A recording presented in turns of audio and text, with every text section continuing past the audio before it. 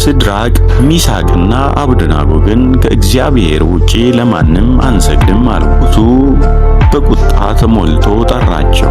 አምላካችሁ ከእጄ የሚያድናችሁ ማን ነው ብሎ ሲጠይቃቸው የሰጡት መልስ ዛሬም ድረስ ለክርስቲያኖች ትልቅ እምነት ነው። ንጉሥ ሆይ የምናመልከው አምላካችን ከሚነደው ከእሳት እቶን ያድነን ዘንድ ይችላል። አያድነንም እንኳን ለአማልክት እንደማንገዛ ላቆምኮም ለወርቅ ምስል እንደማንሰግድ እወቅ አሉት። ንጉሡ እሳቱ 7 እጥፍ እንዲነድ አዘዘ። ወጣቶቹ ታስሮ ወደ እሳቱ ተጣሉ።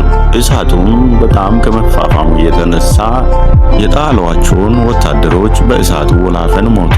ነገር ግን አስገራሚ ታሪክ ተከሰተ። ንጉሡ ደንግጦ ከመቀመጫው ተነሳ። እሳቱ ውስጥ 3 ሰዎች አልነበርን የጣልነው? እነሆ 4 ሰዎች ተፈቶ በእሳቱ ውስጥ ሲመላለሱ አያለው።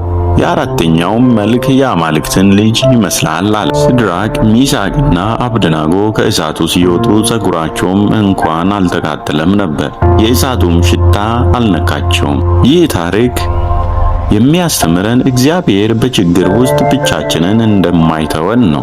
ዛሬም እግዚአብሔር በምናሳልፍበት በየትኛውም መንገድ ውስጥ እግዚአብሔር ከእኛ ጋር አለ። ንጉሥ ናቡከደነጾርን ያስደነገጠው የእሳቱ መቃጠል ሳይሆን በእሳቱ ውስጥ የታየው አራተኛው ሰው ማንነት ነው። ዛሬም በሕይወታችሁ የሚገጥማችሁ የእሳት እቶኖች የእግዚአብሔር ክብር መገለጫ ሊሆኑ ይችላሉ። በፈተና ውስጥ ስንሆን እግዚአብሔርን በመተማመን እንጠብቅ። እግዚአብሔር በፈተናዎች መካከል ትቶን ዝም አይልም። እሱ በምንፈተንበት ጊዜ አብሮን አለ። ትምህርቱ ከተመቻችሁ ቪዲዮውን